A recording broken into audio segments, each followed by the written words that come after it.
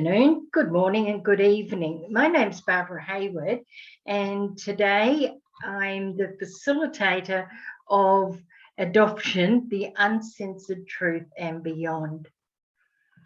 This is a platform for men and women who are birth parents and adopted children, to give them a platform to speak about what happened to them way back when, and the emotions and how that transported right through their lives. For myself, it didn't work for me really well, and I had a lot of psychological problems and still do, and with that, because of that, I've not been able to talk publicly about it.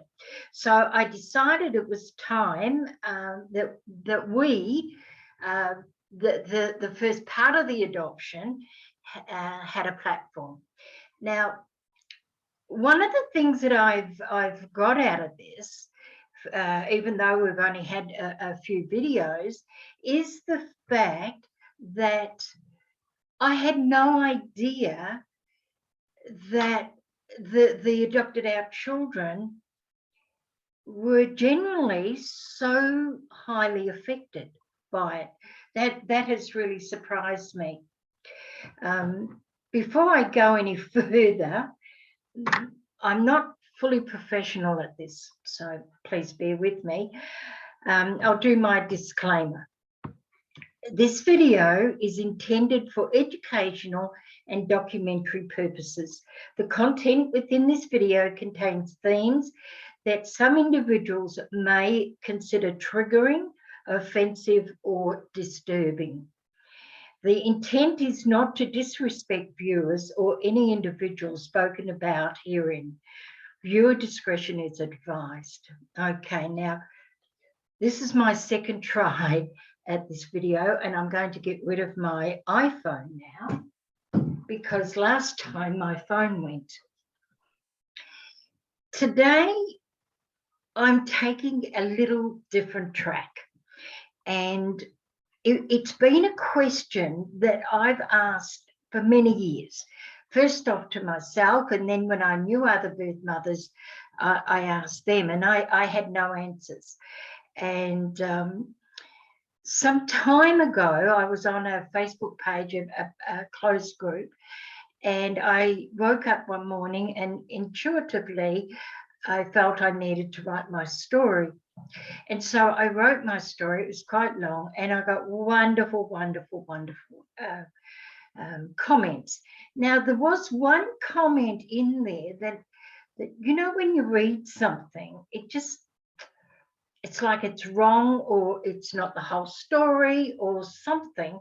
And there was a lady called Lyn Bailey, and she just said, well done, or something, congratulations, or something like that. And I said to my husband, oh, no, I think there's more to this. And so later that day, and I'm talking several hours, then she came back and she wrote another comment. And in that comment, she explained that she didn't know if she put down what she really wanted to write, if it would offend me at all, and she didn't want to do that.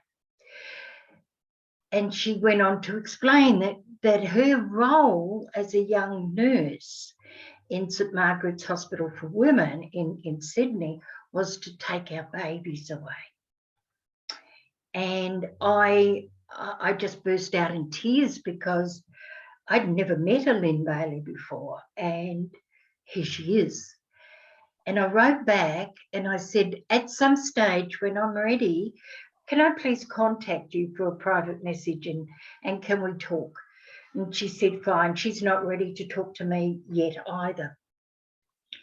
And so this was probably 48 years after my son, who was taken, was born. So it was a long, long time away. And when I contacted Lyn, it was very emotional because it brought back for me really, really horrific memories. But these memories are just that. They can't harm me anymore. In my experience, that you may have seen my interview, was that the moment he was born, he was taken, and it was so quick. I hadn't even heard that first cry, which is really important. And it's really interesting because I'm going to have a short video very soon this week put up about an experience I had around that to look at the psychological aspect of it. Anyway, we're back here.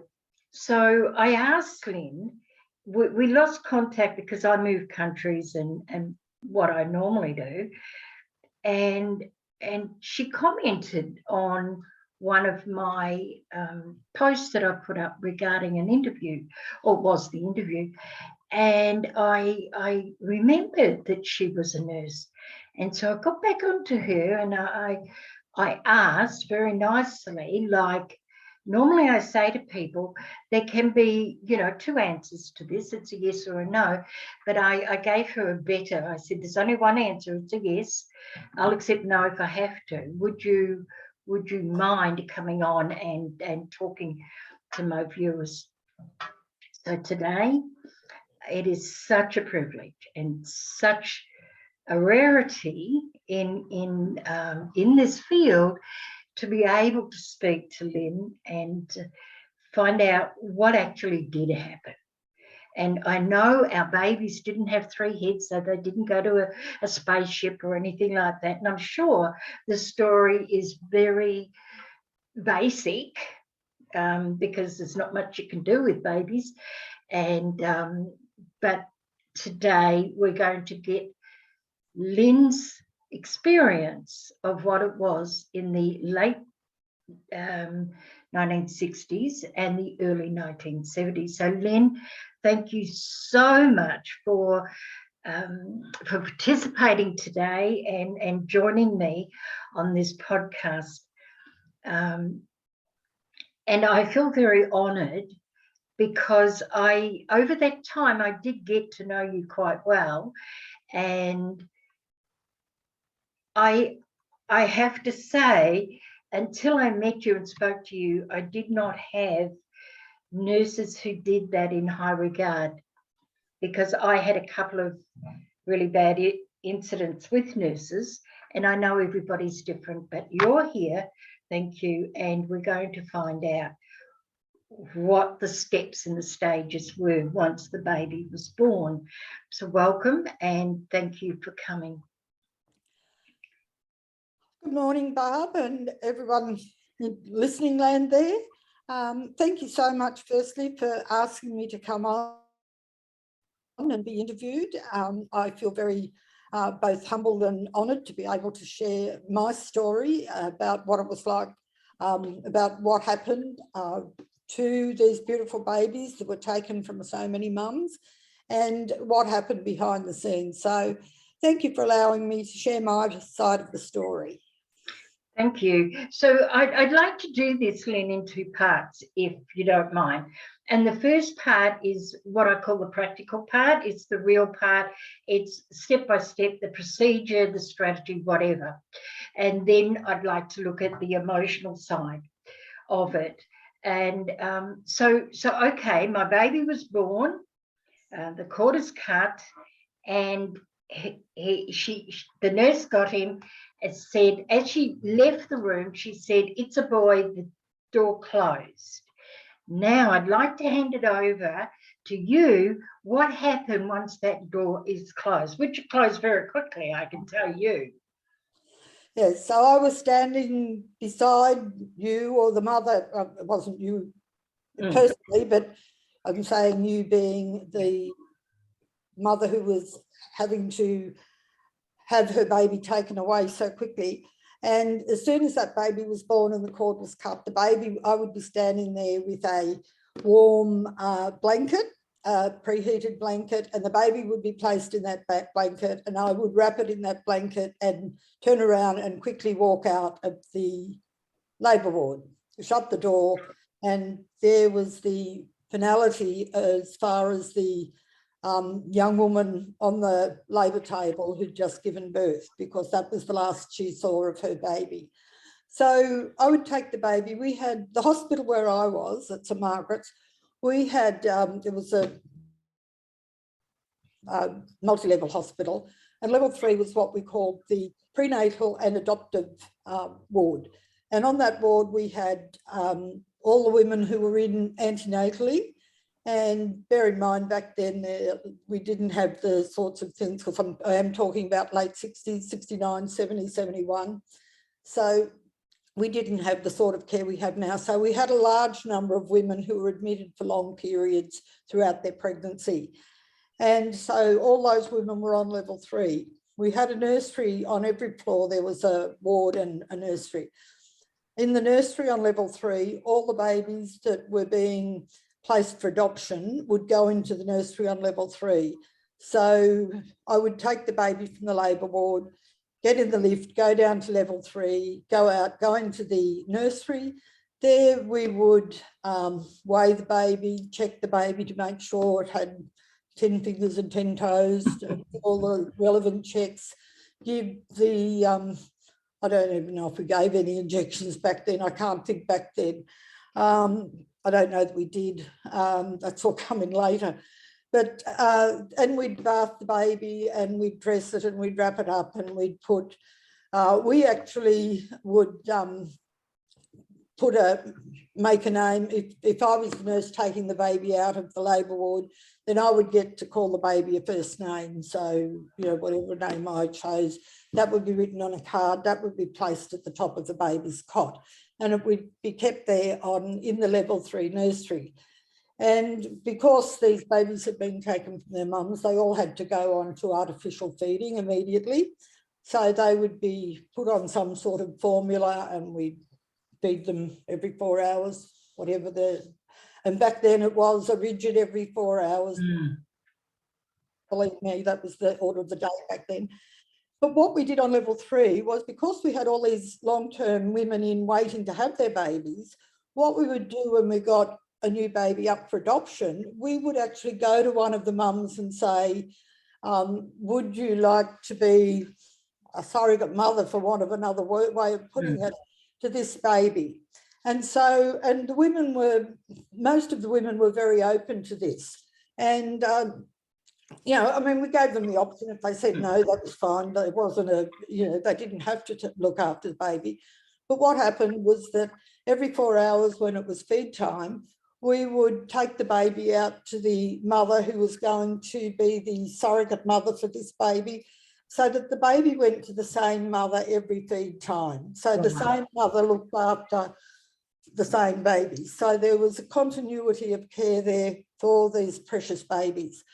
And we actually kept the babies there. They were actually adopted out at about 6 weeks. So for about 6 weeks, we kept them in the nursery for the first 6 weeks of life. Right. And they were looked after in terms of bathing and all of that sort of thing, you know, by the nursing staff, whoever was rostered to work in the nursery. And this was the, like, if anyone from back in those times, that was the order of the day. Even if you had a baby, and like when I had my own children, it was, the babies were all kept in the nurseries back then, brought out at feed times for the mothers. You didn't even get to change their nappies or anything back then. So that was sort of the process. And then when it was time to, and likewise with the nursing staff, if you were rostered to be working in the nursery, you know, you were sort of left in the nursery for 4 weeks at a time, so that there was some sort of continuity in the nursing staff. It wasn't sort of a different nurse every day. I mean, it was a different nurse every shift and all of that. But so that was, and then at about 6 weeks, the adoptive parents would come in to pick up the baby, and whoever the nurse was in the nursery that day, looking after the babies for adoption, she would have the joy, you know, there was a joy attached to it, because we would actually get to, the adoptive parents would bring in clothes. They wanted the baby to we're home, and we would get to dress them up, and we would actually get to hand them over to the Right. adoptive parents. So we actually got to see who the adoptive parents were. Right. I mean, not that we knew names or anything No, like that, but no. we actually got to see and to place this precious baby into the arms of the adoptive parents, and then turn around and go. And that was the process at our hospital. I can't talk for any others, but that was the process at ours. Yeah, and I think that was the general process everywhere in those days. So what I'm getting from what you're saying is that none of the women who had babies that were going to be taken for adoption were actually on level 3. No, no. In fact, I didn't mention earlier, but St Margaret's Hospital, it was a public hospital, but it was run by nuns. And the nuns also had a home for unmarried mothers out in one of the suburbs of Sydney. And so these women would actually come to the home for unmarried mothers at some stage throughout their pregnancy, and they would live in there. And then they would come in and work in the hospital. They'd work in the nursery. They'd work behind the scenes in the kitchen. So they'd be put on a bus of a morning and brought in, 5 o'clock every morning or whatever time, and come in and spend the next 8 hours working in the laundry or the kitchen or whatever, wherever they were placed. And then they would go back, and they would only actually come into the hospital when they were when they went into labour. And no, they weren't. And then after they'd given birth, they would not be brought back to level 3. They wouldn't come to level 3. No women who'd given their babies up for adoption. No women who had had their babies taken for adoption. I'll rephrase that. Thank you. Very strongly about that. No, they didn't get to see where the babies were or anything like that, and they didn't get to go to that ward. The only women on that ward were women who had not delivered their babies as yet. And as I said, they weren't women who were giving their babies up for adoption. In fact, the women that came into our hospital to give birth, whose babies were going to be put up for adoption, they were actually put in single rooms. So there was sort of no association even with the other women. So they were all put in single rooms, and then within 24, 48 hours, they actually went back to the home out in the suburbs, and they continued their postnatal care out there. So some of the to-be mothers, they actually went into the hospital to work. Oh, yeah. And they went into the nurseries. I mean, what brains? No, they weren't. They didn't go in. As I said, they were behind the scenes. They worked in the laundry. They worked in the kitchen. Oh, sorry. I must have heard laundry and nursery. I'm really sorry about that. But it's good to clear it up. They didn't go anywhere near babies in the hospital at all. Oh. Any babies? No. Yeah. So I guess also the one of the questions that I wanted to ask you, or whenever I met you, is what happened to my milk? Back in the process that we used back then, we still use it today. We use it today for women who, for whatever reason, aren't going to be breastfeeding their babies. And it's just a small pill, and we usually give them, I think it's usually given within 24 hours of giving birth. And I don't know whether we give 1 or 2 pills, but yeah, it's a medication, and it's just a one-off dose, and you give it to the woman, and that prevents lactation coming in. That's why we have to give it within that first 24 hours. Right. Very important that we give it within the first 24 hours of them giving birth. Yeah. Okay. So that sounds pretty normal to in lots of ways to what normally happens to when I have my other children. That is what happened to them too. Yeah. So we got them back for meals, us giving them meals, of course. Yes. Now, on the other side of this is the emotional side. And if I can ask a few questions that I have asked around to a few friends, and what they wanted me to ask you specifically is the emotional side, because everyone, I must say, every birth mother bar one that I've spoken to over, you know, the last X amount of years has not coped very well, and in some way they didn't want to have the babies given away, and hence the forced. So working in this environment, you were a young nurse coming in from the country? I just turned 21, and Right. yeah, I coming from a country town. It was the first time I'd been away from my family of origin. I was the youngest of 5 children, so I'd grown up in a very close-knit family, and yeah, so I was already traumatised before I hit St Margaret anyway. So But when, then, how were you told? How were you told that that was going to be part of your job?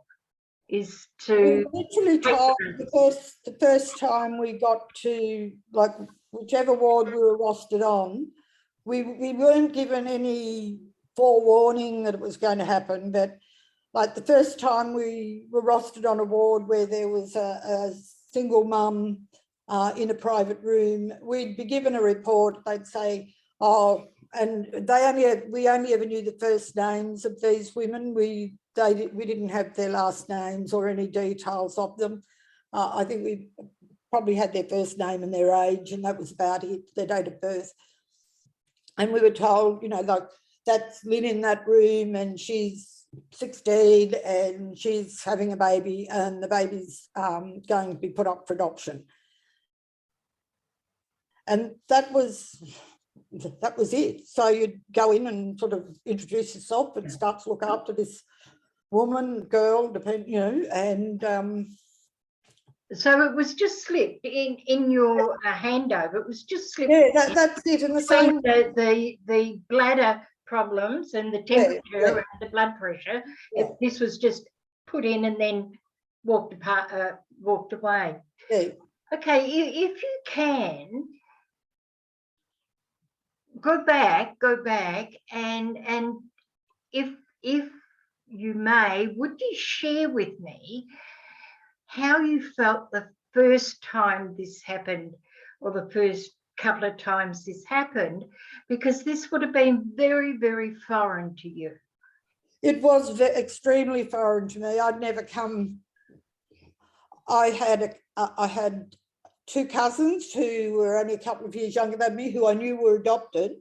My aunt had adopted 2 beautiful girls, and so I always knew they were adopted, but I just didn't know what the whole process was. I just knew the babies were given for adoption, and I say that because that's what I was told and that's what I believed, until I went to St Margaret's and realised that none of these babies were given up for adoption. None of these women had any say in what was going to happen to these babies. That decision was made either by parents or social workers, anybody other than the birth mother. And so that was a real eye-opener when I found that out through talking to the first, and that's the reason her name wasn't Lyn, but the first young mum I looked after, whose baby was given up for adoption, was 16. And I can still, as I'm talking about her, I can still see her face. And that was like, I'm 74 now, I was 21 then. So, and I can still see her face, and I can still hear her telling me, sobbing to me, telling me that she didn't want to give this baby up, but that her parents had told her that she couldn't go back to the town, city that she was from. Because that was the other thing, and I don't know whether this happened to you, but this is what most of the young women that we got, they came from the country, or they came from other cities, other states, so it was all hush hush in their hometown and with their rallies. And so the idea was they came to Sydney to work for a few months and then they went home after their few months of working in Sydney. So I remember, you know, her being very traumatised, and she hadn't even given birth at that stage. She was in early labour. And, you know, I looked after her and eventually took her to labour ward. And then I didn't see her again after that because, as I said, once she had the baby, she went to a different room and then went back to the home out in the suburbs. So that was a real eye-opener for me when I realised that, you know, all these, you know, babies, children, and, you know, it even made me sort of think about my two beautiful cousins who were adopted, to think, oh my goodness, then this is what probably happened to their mothers. It's, you know, we were told, oh yes, these babies were given up for adoption to give them a better life. And, you know, I was given the whole story by my aunt and my mother. And I mean, my mother told me that because my mother didn't know any different. Yes, you know, and that's what everybody was taught. And that's what we were taught to believe. So that was, so, and then when I got to actually go into labour ward and be the person who took that baby out of the labour ward, I found that very, very, very disturbing because, you know, these women were just so traumatised. I mean, they'd just given birth and I'm walking out the door with their baby and they're wailing and lamenting and screaming and every emotion possible and every sounds that I've never heard come out of people's mouths before, just the sheer agony, the sheer anguish from these beautiful mums that were just having their babies snatched away from them. So, you know, they probably didn't see it, but I don't think there would have been one baby that I walked out that door with without tears rolling down my cheeks. Right. And then when I took the baby to the nursery and, you know, handed it over to the nursery staff, and then I had to go back and, you know, sort of do all the cleaning up and pretend that nothing had happened and go into the next delivery and, you know, just... I found it very, very stressful working in the labour ward with these mums. Right. I love working in labour ward, don't get me wrong.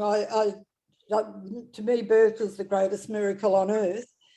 But, you know, just the difference between the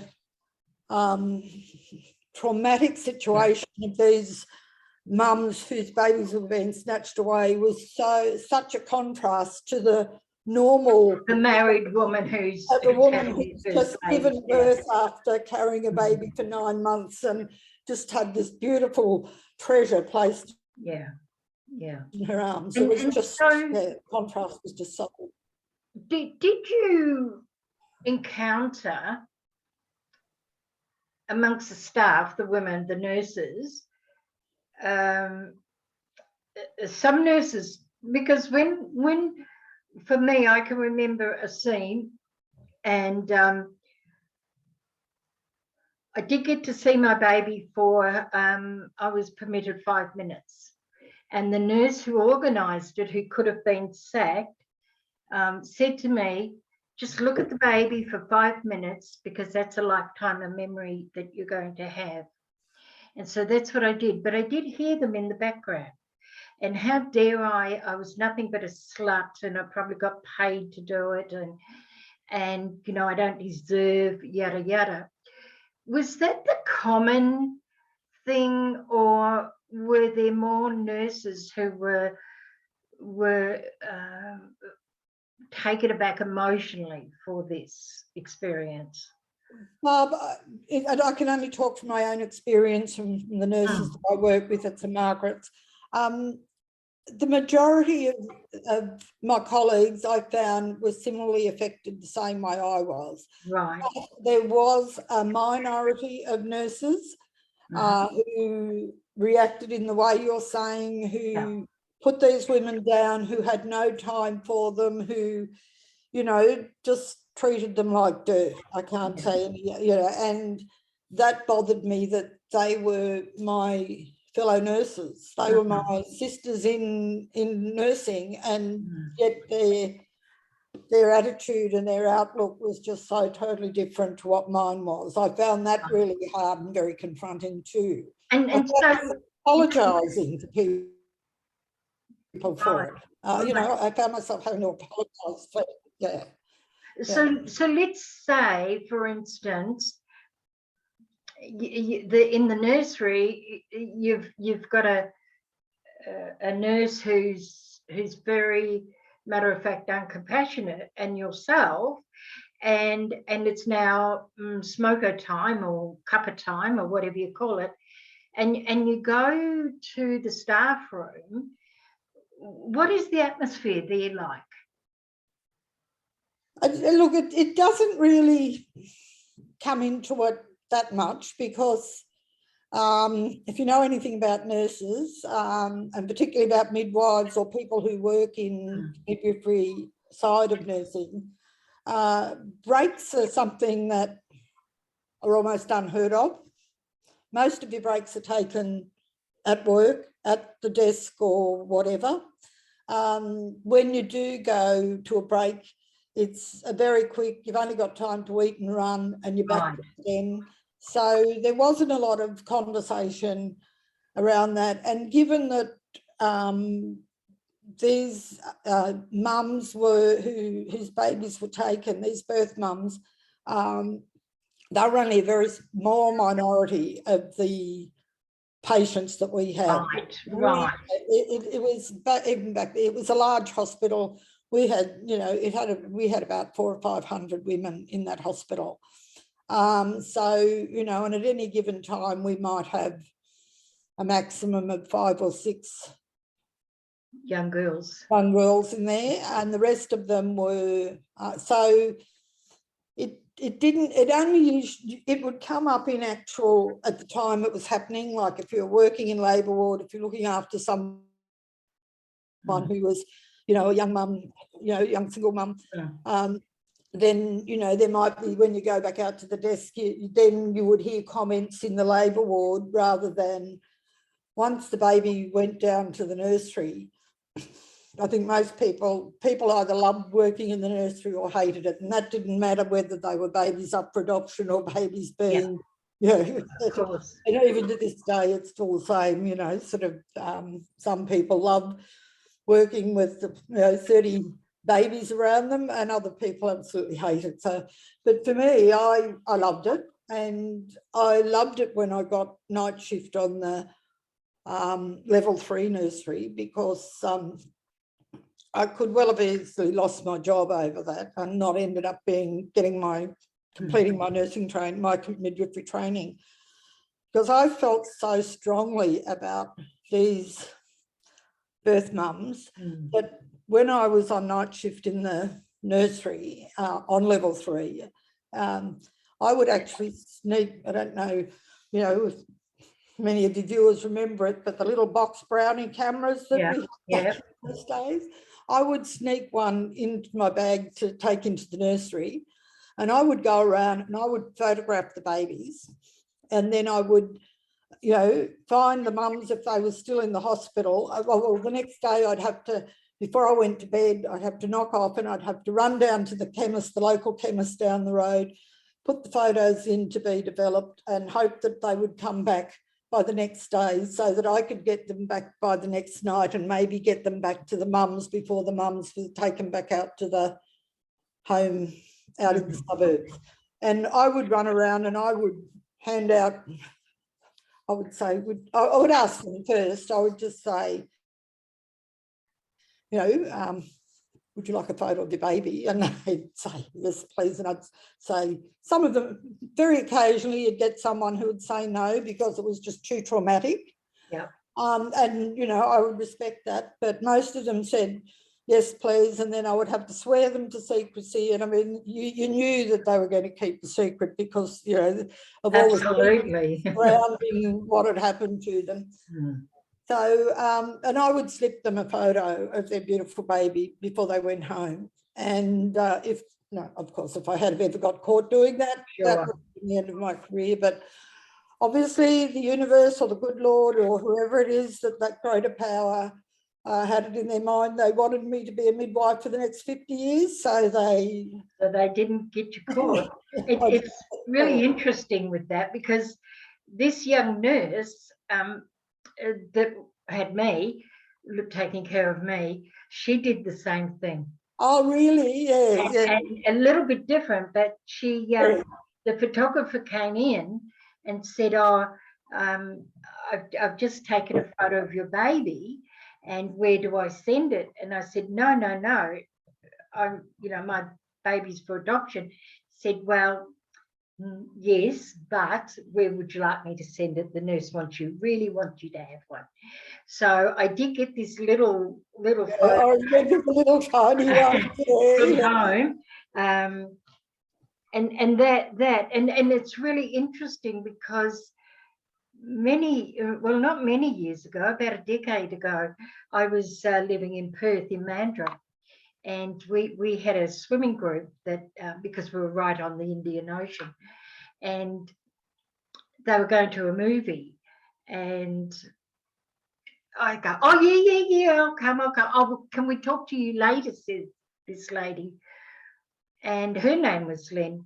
And anyway, when it all finished, she said, oh, we were going to talk to you. We're all going to see a film. We would really, really love it if you would come.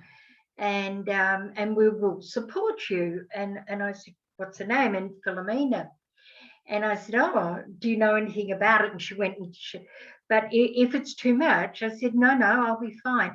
And I remember in the film, the first thing you see is it's his birthday, and he's 50, and all she's got is the photo, and that's all I ever had until sometime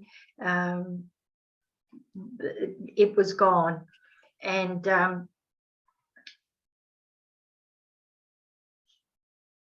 brought everything back. Yeah. So what I'm hearing from you is that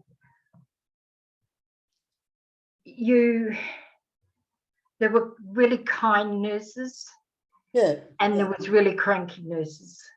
Yeah. And I guess that comes from upbringing and the family interaction and compassion.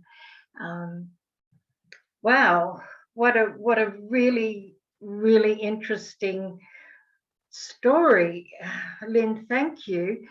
Can I just go back, and this is for my inquiry, because I'm a sticky nose. When I wrote my spiel in that group, what reaction did you have? I think it just brought back to me. I felt the way I used to feel when I walked out the door with those babies, when I walked out of labour ward. I had the same flood of emotion overcome me at that point when I read your post, as used to overcome me every time I walked out the door of the labour ward with a precious baby in my arms, knowing that the mum was not going to see that baby again. And I think it was sort of a double whammy almost, because in the interim, I have gone on to give birth to 5 beautiful babies. My first baby was stillborn, and I have 4 beautiful, healthy children, all in their 40s now. And I think at that moment when I read your post, not only did it come back how I felt when I walked out the door with that baby out the labour ward door, but added into that was how I felt when I had my own 5 beautiful babies. And if I could just quickly share, as I said, my first child was stillborn. And back then, that was back in 1973. And and I don't, once again, I can only talk about the hospital I was at. I was actually at St Margret's private hospital. It was a private hospital attached to where I was working in the public system. And the attitude back then was, if you gave birth to a child and it was a stillbirth, we were treated the same way that birth mothers were treated when their babies were taken from them and given adoption. My son was taken from me, and literally I did not even get to see him. I had somebody else, similarly to what birth mothers felt when their babies were taken. So in that moment, when they walked out the door, I had to press, and it was only that it was somebody who I had worked with in the system. They were not even going to tell me the sex of my baby.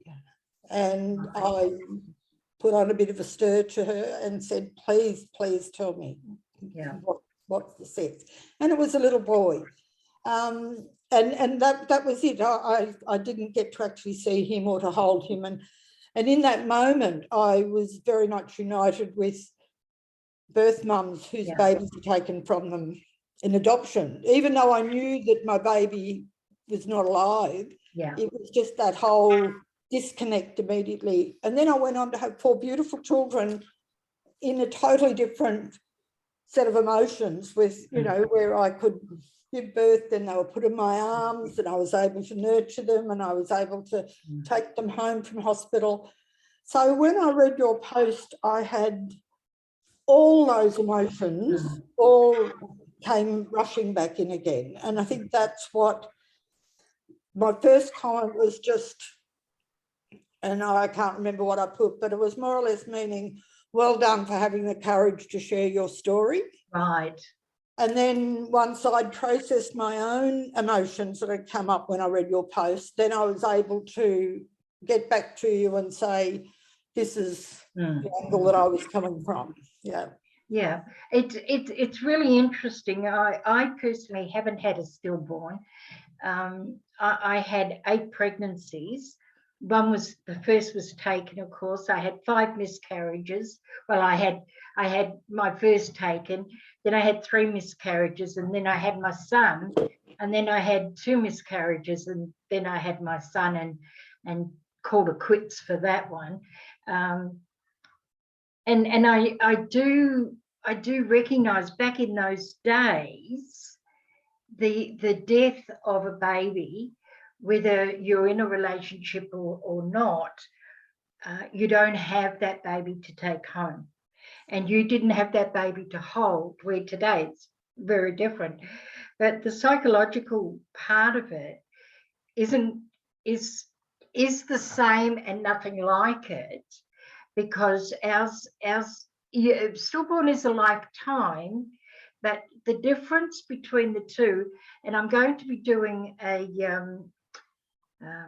short video on this, is that you were able to go home to a family that were able to grieve with you, and for you to grieve was natural. Yes. We went home and we were to act as if all we'd done is gone to the dairy or the milk bar, come back, and nothing was changed. And that is the long-term difference. But I do think, I don't know about this, but I do think psychologically, with the baby in your womb for so long, then that baby's no longer in your life. There is a similar path that you walk. But I think that's just where it finishes. It was just that was the part that I was able to identify with, just that part of somebody walking out the door without being able to see that precious child. Yeah, because I've had over the years. I know, then I went on totally different lot of emotions, because I did. I had a very supportive husband. I had a supportive family, supported even my my close colleagues at work.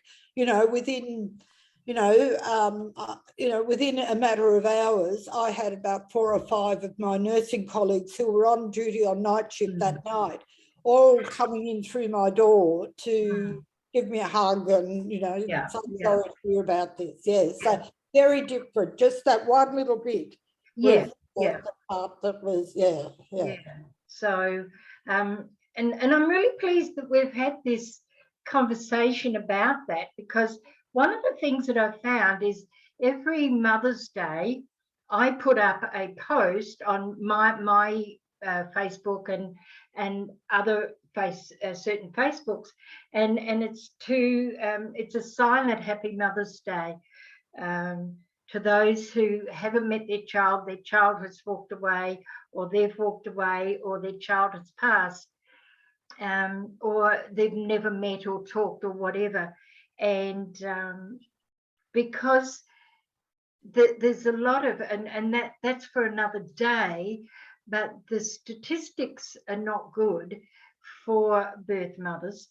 And invariably I get somebody on my timeline say, yes, I know exactly how you feel. I've had a stillborn. Oh. And I've had a stillborn as well. Well, but no, that's chalk and cheese. It is, or yeah. Vegemite and mandarin marmalade that I had this morning on my toast, not together, separate. And so there is a discrepancy there. And what I've discovered over the years of research into this and meditation is it's the fact that when you've had a stillborn, normally you are married or in a relationship, partnership, whatever you like, and it's very public and everybody's out there wishing you well, where ours is so very, very private, because way back then, as you know, we were sent away to a home. Yeah. That's where we, and they weren't called nice names. I mean, mine was Keedish, the unwed mother's home, unwed girls' home, I think it was. And so there was a lot of difference. But I think I love that you brought that up, because I think for another day, I'm going to address that with someone, because we're not trying to be I'm not saying that we're so special that we've got this to ourselves, but in fact, we have this to ourselves. And I love the fact that it's been brought out, because this is the uncensored truth and beyond. Yeah. And we have to get all the myths and the fallacies and all that bullshit out. And that's what I say, Barb. It was just that one situation that I don't say I understand how you or other women in your situation felt, because I can never understand how you felt. But in that moment, as that nurse walked out the door with my son, I could identify with the emotion you would have been feeling in that particular moment. And from then on, yes, my life was very different. 11 months later, I gave birth to Michael, my eldest surviving child.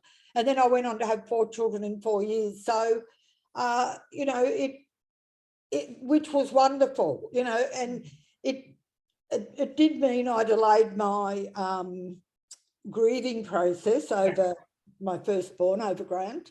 And I didn't end up doing that many years later. But for me, I had plenty to take my mind off it, not that, you know, particularly. Absolutely, because I don't know.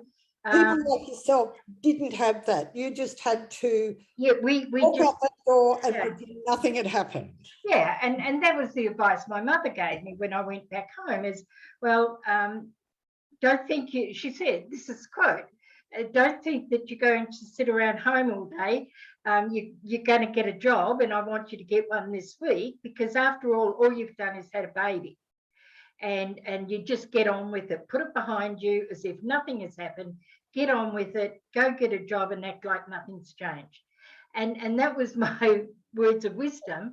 But that was common back in those days. And Lyn, thank you so much for bringing through the information that hopefully will bring some